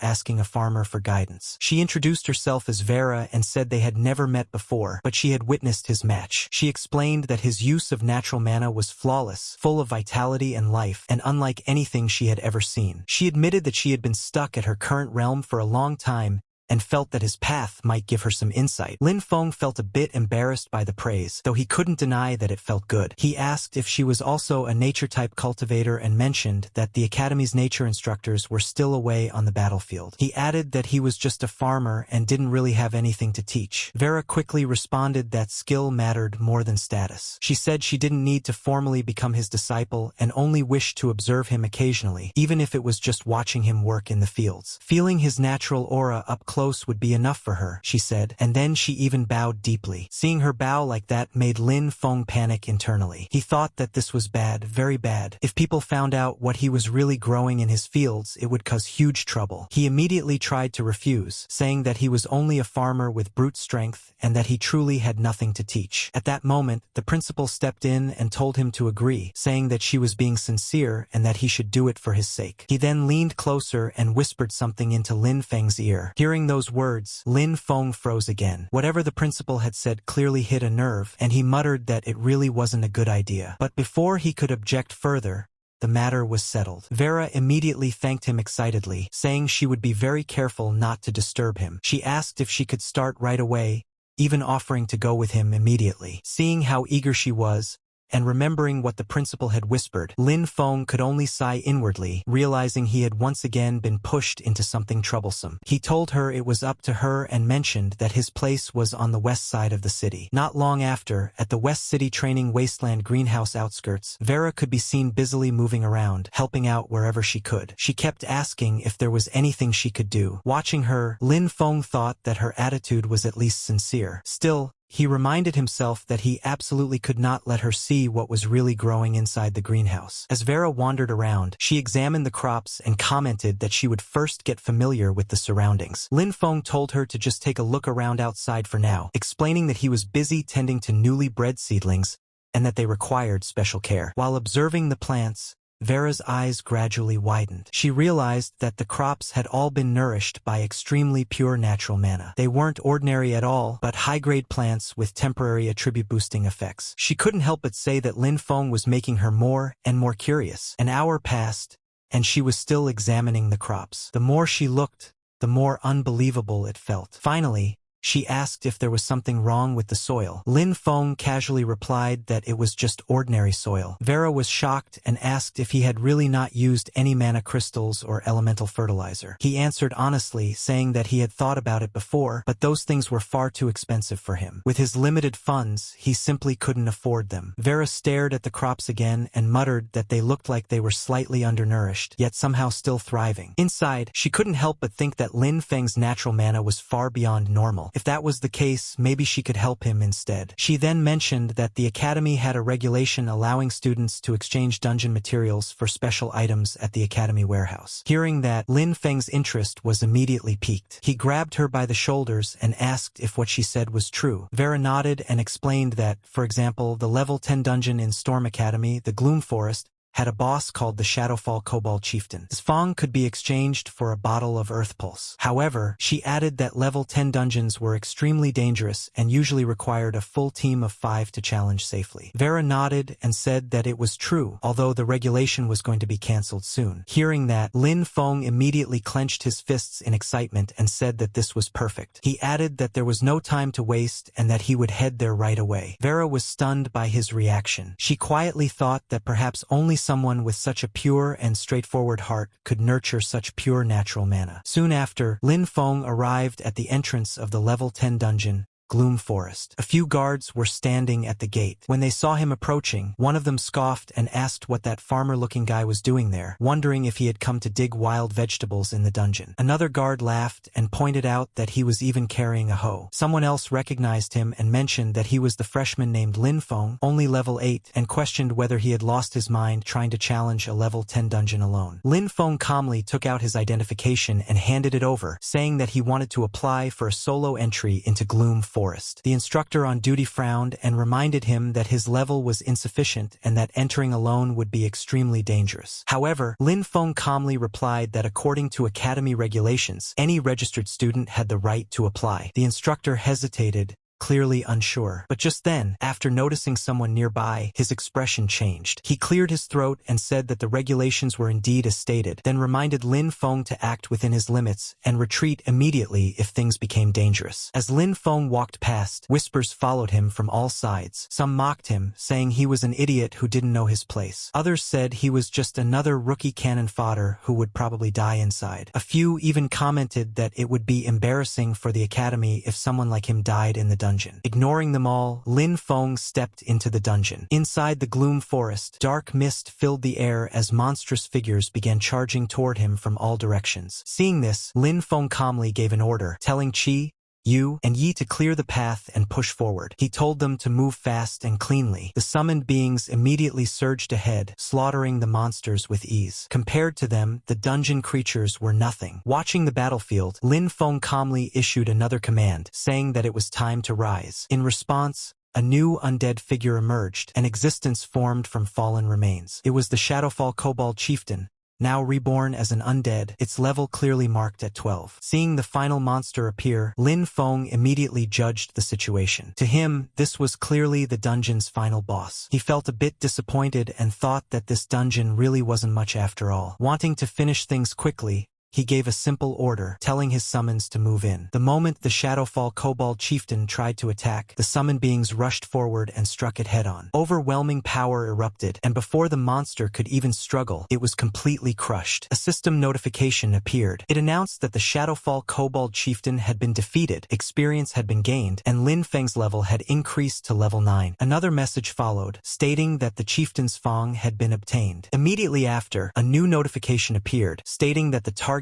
could not be converted into an undead due to insufficient summoner level. Conversion failed. Seeing this, Lin Feng felt a slight sense of regret. He realized that his current level was still too low to summon such a powerful undead. Still, he wasn't too bothered. The main objective had already been completed. He glanced at the Fong in his possession and thought that since the item was secured, it was time to head back and exchange it for fertilizer. With that, he exited the dungeon. Outside the entrance, the same group of people were still gathered. Vera was among them. Someone beside her was saying that the frontline forces were already under pressure and that resources were limited, questioning whether it was really appropriate to exchange such valuable materials. Vera calmly responded that it wouldn't affect the front lines, explaining that what was being exchanged was fertilizer meant specifically for nature-type cultivators. The person hesitated but eventually admitted that they did have a decent stock of that material. At that moment, a system announcement echoed through the area. It declared that the first ever solo clear of the Gloom Forest dungeon had been achieved, naming Lin Feng as the clearer. The evaluation was listed as SSS, and the reward was announced, 1 heroic spirit fragment. The crowd immediately erupted. Some people shouted in disbelief, saying that the heroic spirit fragment was an incredibly rare item capable of strengthening the soul and enhancing class potential. Others accused him of cheating, claiming that there was no way a level 8 student could solo a level 10 dungeon and receive an SSS evaluation. Several people demanded a strict investigation, insisting that the Academy reclaim the reward, especially the heroic spirit fragment. They argued that someone like him did not deserve it. Listening to all the noise,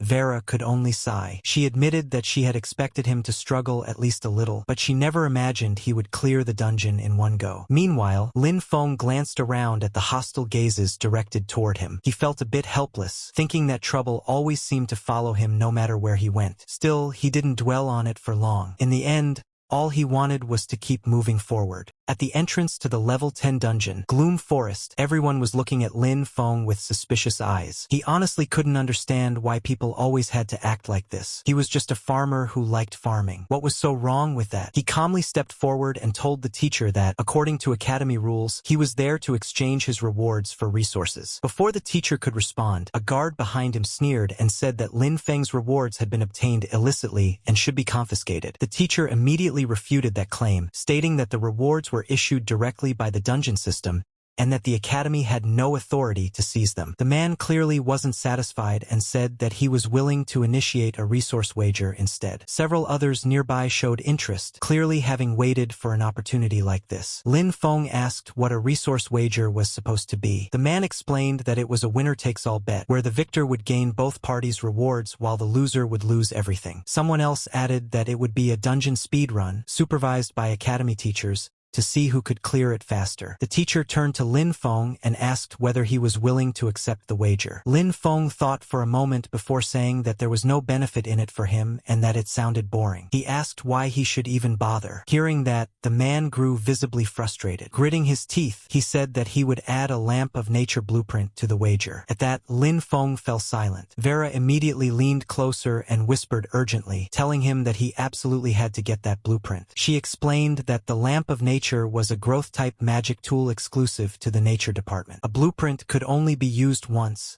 making it extremely rare. Its effects included significantly shortening crop growth cycles without any side effects, making it the perfect tool for someone who truly loved farming. After hearing this, Lin Feng could no longer ignore the offer. Seeing his reaction, the man smirked and stepped closer, mockingly asking if the hillbilly was done thinking yet and whether he dared to accept the bet. At the same time, unseen by Lin Feng, messages were flashing on the man's communicator. Someone reported that Lin Feng had come out of the dungeon. Another message came back, telling him to stall Lin Feng at all costs. When the man asked what to do if Lin Feng ignored him, the reply was clear: use resources to bait him. Put the lamp of nature blueprint on the line. The man hesitated for a moment, noting that the blueprint was the foundation of his family's rise, but eventually agreed to go through with it. Meanwhile, Lin Feng was thinking things through carefully. He knew that his necromancer abilities could not be exposed. However, if it was just a speed run with a supervising teacher, he figured he could hide most of it without too much trouble. More importantly, the lamp of nature was simply too valuable to pass up. For what he planned to do next, it was a perfect fit, one that would greatly accelerate his progress. With that thought in mind, his decision was already made. Lin Feng finally nodded and said that he accepted. The other guy immediately burst out laughing, saying that this was perfect. He added that, with a teacher supervising, Lin Feng would be exposed very soon. Soon after, they entered the level 10 dungeon, Gloom Forest, through the portal. As they stepped inside, the supervising teacher turned to Lin Feng and asked how he had managed to clear the dungeon earlier. Lin Feng calmly replied that he would simply show his strength. As he spoke, a swirling green aura began spreading from his hands. He then called out for his farm hands to come forth. In the next instant, numerous figures appeared behind him. They were all summons, and the scene was undeniably shocking. The teacher was slightly stunned. The summoning speed was incredibly fast, and the quality of the summoned troops looked extremely high. From the teacher's perspective, this was a perfect opportunity to observe exactly how Lin Feng had managed to solo clear the dungeon. Even he couldn't help feeling excited as the dense green aura filled the surroundings and plant-based summons continued forming one after another. Then Lin Feng gave a simple command, telling them to attack with full force. Almost immediately, monsters began rushing toward them. The plant summons surged forward and unleashed their power, crushing the incoming wolves one after another. Green explosions erupted everywhere as the monsters were completely wiped out. The scale of destruction was overwhelming, yet it conveniently helped Lin Feng keep his true secrets hidden. The summons didn't stop there. They continued advancing, unleashing even more magic and leaving no monsters alive in their wake. Seeing this, the teacher couldn't hide his shock. He realized that it had taken less than a minute to completely wipe out a kobold patrol squad of the same level. The power on display felt terrifying. He couldn't help wondering whether this was the result of a special class. Lin Feng then calmly reported that the Kobold Patrol Squad had been cleared, and that they were moving on to the boss room. As they advanced deeper, a dark aura began spreading through the forest. From within it, an even more sinister presence emerged, roaring as it appeared. Lin Feng remained calm and gave another order, telling Xiande to raise the shield and advance, while the others followed closely behind. He added that if any kobolds attempted to flank them, they were to strike without mercy. Once again, green energy surged forward in powerful waves, repeatedly obliterating the monsters in their path. When the boss monster finally charged in with a massive attack, the summons braced themselves. Since they were formed from aura, the damage they took was minimal. They immediately counterattacked. The combined strike sent the monster flying backward, crashing into the surroundings and filling the area with debris, smoke, and chaos. The teacher was completely shaken. Inside his mind, he felt that someone with this level of combat potential absolutely had to be reported to the principal immediately. Not even a single second could be wasted. The boss monster lay smashed into the ground as green aura continued to surge around Lin Feng. Slowly, the aura began to fade, but the monster remained motionless. The dungeon was clearly about to enter the reward phase, yet the teacher was still struggling to process what he had just witnessed. Lin Feng calmly asked whether he had proven himself now. The teacher answered without hesitation, saying that there was no doubt about it and that Lin Feng had more than proven himself. After that, they began heading back. As they walked, the teacher noticed that Lin Feng was not following him out of the dungeon and asked whether he was leaving. Lin Feng replied that having the teacher verify things was already enough. He added that the scenery inside the dungeon was actually quite nice and that he wanted to look around a bit more. The teacher nodded, waved, and said that he would head out first. He reminded Lin Feng that the dungeon would reset half an hour after being cleared and told him to keep an eye on the time. As soon as the teacher disappeared through the portal, Lin Feng turned and walked straight toward the fallen boss. He thought about how his level hadn't been high enough earlier, then decided to try again. Dark energy gathered as he activated his ability once more. With a firm command, he ordered the monster to rise. From the shadows, the same boss slowly stood back up, now reborn under his control. Lin Feng had gained a new and extremely powerful summon. Soon after, Lin Feng exited the dungeon. At the entrance,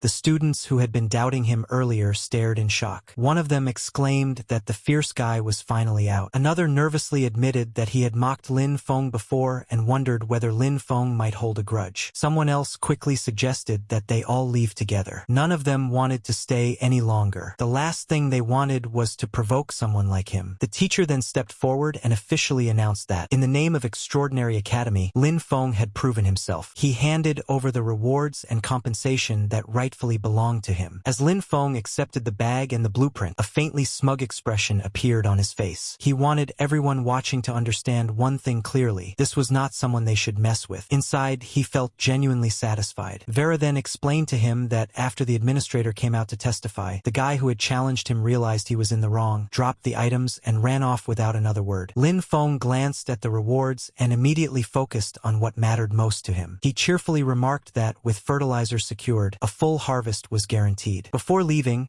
the teacher added that Lin Feng might also want a recording stone containing footage of that student's performance inside the dungeon. A loud, heavy impact echoed as someone threw a powerful punch straight into a punching bag. The scene shifted to Sun Will Academy, inside Haru's room. Haru was clearly in a terrible mood. As he continued striking the bag, he kept thinking about Lin Feng, calling him a lowly farmer who had humiliated him again and again. He realized that brute force wouldn't work, and academy rules couldn't touch Lin Feng either. No matter how he thought about it, neither path would solve the problem. After thinking hard for a long while, an idea finally struck him. He suddenly remembered that Lin Feng was only relying on his nature magic and summons to show off. With that thought in mind, he immediately ordered a letter to be sent to the front lines to his uncle, the Count. As the letter was taken away, Haru added another instruction, telling the messenger to have the nature department mentors currently rotating on the battlefield return to the academy as soon as possible. The person delivering the letter hesitated and asked if Haru was planning to use the nature department mentors to suppress Lin Feng. Haru answered without hesitation, saying that was exactly the plan. He thought that those old mentors valued purity and strict rules of nature magic above everything else. If they were the ones dealing with Lin Feng, he wanted to see whether Lin Feng could still act so arrogantly. At the same time, back at Extraordinary Academy, the scene shifted to Vera's room. She was repeatedly watching the dungeon recording, unable to look away. As she studied it, she muttered to herself that Lin Feng was simply a monster. In her eyes, his understanding of nature's power had already become become instinctual, something far beyond normal comprehension. She briefly considered waiting until tomorrow, but immediately rejected the idea. Instead, she decided to write a letter right away to notify those same old mentors to return as soon as possible. She felt they couldn't afford to waste any more time. The worst possible outcome would be losing Lin Feng to another faction, and she was determined to keep him within their side. Without hesitation, she sent the letter off, watching as it flew away into the distance. As she looked up at the sky, admiring the drifting clouds, a faint smile appeared on her face. She calmly thought that if those old geezers didn't hurry back, their lifetime achievement honors were about to slip right through their fingers. For several days in a row, Lin Feng lived inside the dungeon. He had to face a lot of beasts, but it was nothing to him. He could easily deal with them. One of the beasts goes down, and Lin Feng stands beside it, analyzing the surroundings as the smoke slowly subsides. Then, suddenly, notifications start appearing. 10 meters 28 seconds, 10 meters 29 seconds, 10 meters 30 seconds, 10 meters 31 seconds, 10 meters 32 seconds. He keeps beating his own records. When he comes out, the people outside start commenting. One guy says he solo cleared again and is still this fast, treating the dungeon like his own backyard. Another guy says he's at it again and wonders how many runs this is today. Someone else says he didn't count and is too lazy to count, adding that this guy is just crazy. Another person says to scatter because it's boring and watching him grind dungeons isn't as good as watching others farm. Lin Feng then walks forward, shows his box of items, and says he's here to exchange for fertilizer. Brother Chen looks at him and says that student Lin Feng's accumulated credits are enough to apply for promotion. He adds that staying in the lower academy has little meaning for him and suggests applying for promotion to the upper academy. Lin Feng thinks about it and says,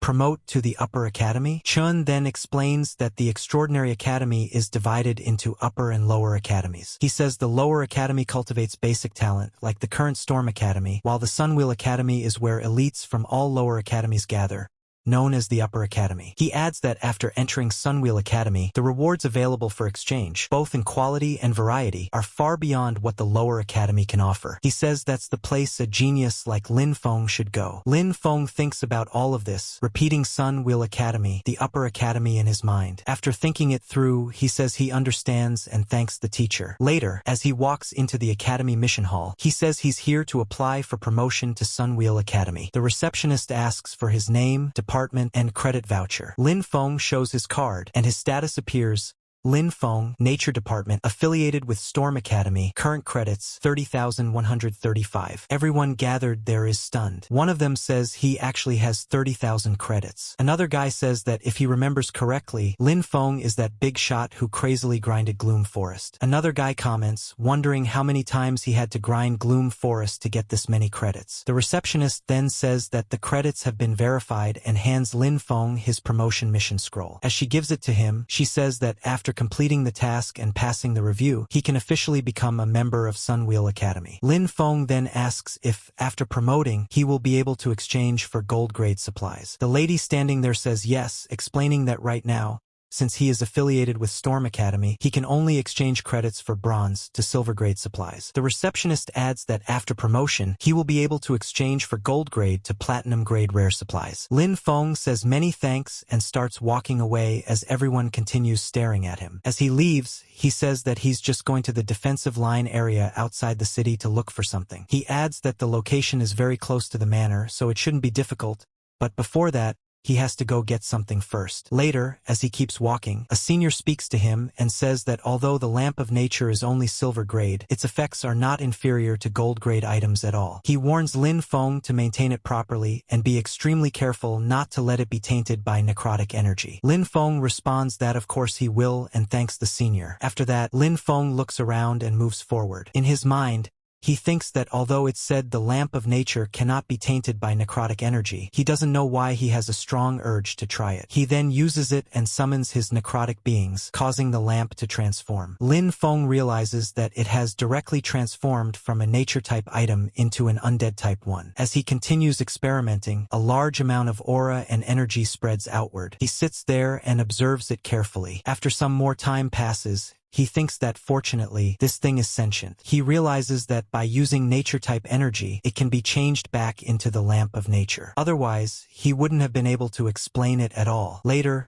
outside the city at Lin Feng's farm, he brings the lamp there and places it above the fields. Soon after, a large amount of crops begins to grow. Then he thinks that the power of the lamp of nature is truly terrifying. Even on its first use, it can make crops grow this rapidly. He thinks that there will only be more such things at the Extraordinary Academy, and it seems he must complete the Upper Academy promotion mission quickly. He quickly heads out, leaving his beings busy with their own work. A bit later, we see the words periphery of the abandoned watchtower. There, Lin Feng thinks that this is the mission location. As a search mission, the visibility is low, so it's best to be cautious. He notices that the area feels very fresh, and someone has been here not long ago. As he looks around, he sees quite a lot of footprints. While analyzing the marks, he wonders who would come here. Suddenly, he notices something and immediately looks up. There are several people nearby. One of them urges the others to hurry up, saying the young master ordered them to take the item before Lin Feng arrives and make his mission fail. Another one laughs and says he found it. A third guy tells him to keep his voice down, warning that the guy named Lin could arrive at any time. The other one scoffs and says there's nothing to be afraid of, adding that when the time comes, they'll just use fire-type magic to burn the thing. As he says this, he throws the book and adds that once the item is destroyed, Lin Feng's mission won't be completed either. However, the book flies straight into Lin Feng's hand. Lin Feng calmly says that in that case, he should thank them. The group is instantly terrified, clearly not expecting this outcome. One of them curses and blames the other, saying it's all his fault. He even hits the other guy and yells at him to snatch the item back immediately. Both of them then gather aura in their hands and rush straight at Lin Feng. Lin Feng immediately responds, gathering green aura of his own. In an instant, spikes and vines burst out of the ground and move at incredible speed, tightly binding the two attackers. The moment they are restrained, they are dragged right in front of Lin Feng. Lin Feng asks if they are going to give him an explanation. He even laughs, knowing that once they are bound like this, there is nothing they can do. Later, at dusk outside the city farm, Lin Feng thinks about Haru. He didn't expect it to be Haru again. He realizes that if this continues,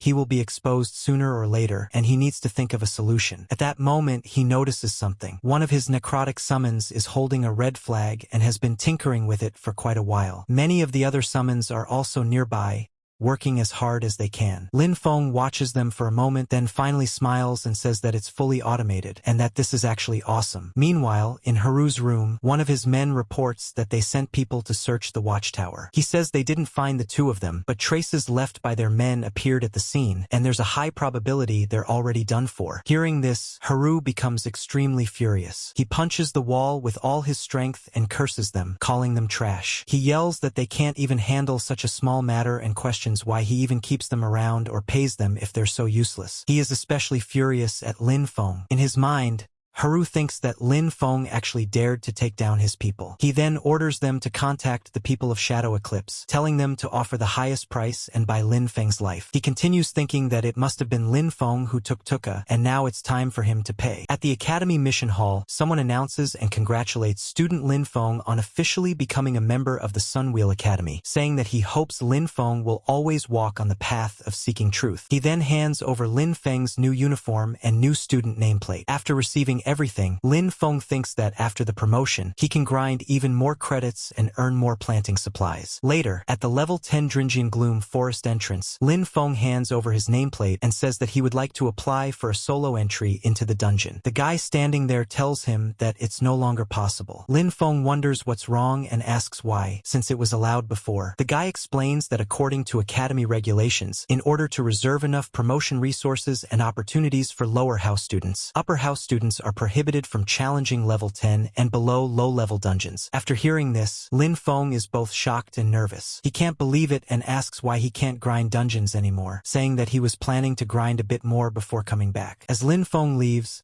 the guy at the entrance thinks to himself that it's good Lin Feng finally left, because if he had stayed any longer, the warehouse there would have been emptied by this kid. Lin Feng realizes that his most efficient way to grind supplies is now gone. He thinks about what he should do next. Just then, someone approaches him and says that he must be the newly promoted junior brother Lin Feng. He introduces himself as Ron and says that seeing Lin Feng wandering around, he might be unable to find a suitable mission. Ron adds that their squad has taken on a dangerous collection mission and is short one person. Lin Feng feels that Ron's appearance is a bit too coincidental. Ron then asks if he's interested in joining, saying that it's a good chance to familiarize himself with the difficulty of upper house dungeons. Lin Feng thinks that he really does need credits to exchange for supplies and also needs to understand how strict the Sunwheel Academy is. He figures that if it's just a collection mission, it shouldn't be a big problem. So he agrees and says he'll join. Ron happily responds and says they should head out right away. When they arrive at the dungeon entrance, there are already two people waiting. Ron introduces them,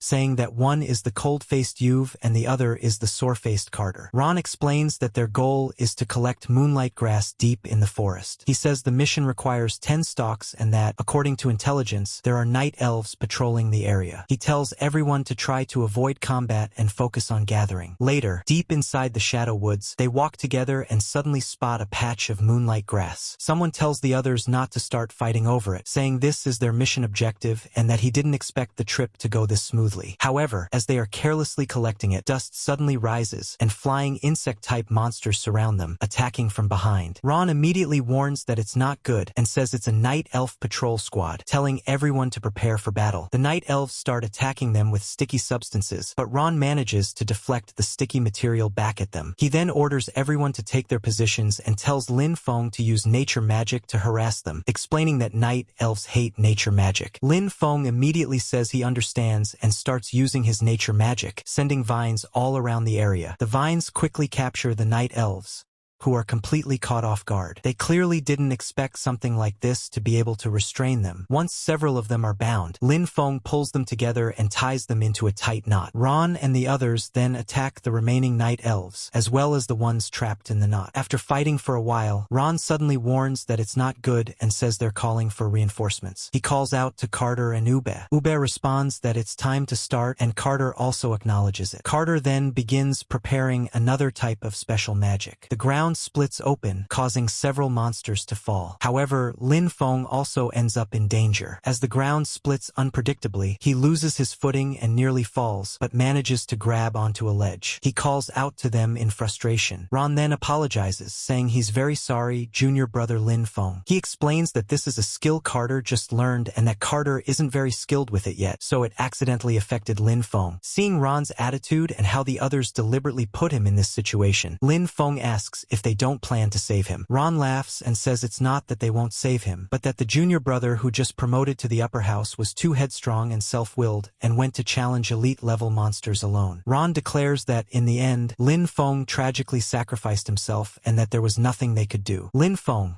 however, makes a strange face and asks if they aren't worried about being exposed for murdering an academy student. Ron explains that the Sunwheel Academy student nameplate has undergone special processing and can record powerful magical energy. He says that after Lin Feng dies, they'll take his nameplate and use it to record the elite monster's magic. Not interested in their babbling, Lin Feng asks one last question, wondering if there is really no other way to know what actually happened there. Ron confidently says they've done this kind of thing many times and tells him to trust their professional standards. Lin Feng says he sees and understands. Then he lets go of the ledge and appears to fall into the abyss in front of them. Ron comments that since Lin Feng knew he couldn't resist, he chose to jump down voluntarily to give himself a quick death. But then Ron suddenly senses something is wrong, and at the same moment, Lin Feng's voice asks if they are ready as well. Lin Feng appears above them instead of below, exactly where they never expected him to be. Everyone is completely shocked. Lin Feng calmly tells them to face his legion. Ron immediately panics,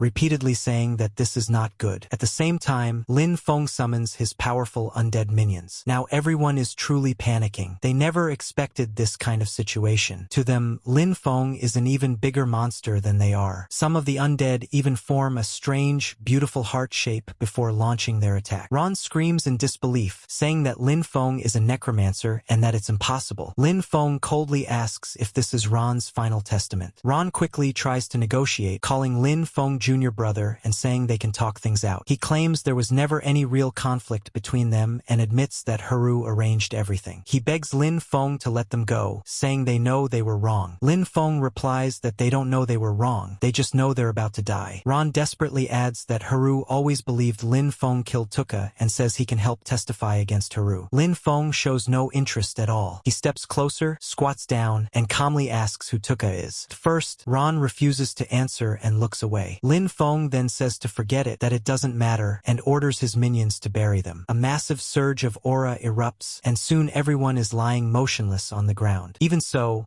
Ron curses Lin Feng, saying he hopes Lin Feng dies a horrible death. Lin Feng replies that Ron's good days are just beginning. He then orders Ron to rise, and all of them resurrect as undead minions. Lin Feng then reflects on whether undead transformed from humanoid creatures naturally possess higher intelligence than other creatures. He realizes it was the night elves' magic from earlier. He thinks he doesn't need to handle the aftermath himself, but since people died, it's best to return and report it. With that, he prepares to leave and heads toward the portal. However, something feels wrong. Lin Feng realizes he can't exit. Confused, he stares at the portal for a while, until a notification appears stating that the special item Regret of the Past has taken effect. It explains that before the dungeon is cleared, the exit cannot be opened, and that within this dungeon, all his attributes will reach 200%. Suddenly, black energy erupts all around him, and another presence emerges. Lin Feng is shocked by what he sees. Before him stands a massive creature, a gigantic horse fused with a towering humanoid figure. What's gonna happen next? To not miss it, subscribe right now and turn on all the notifications.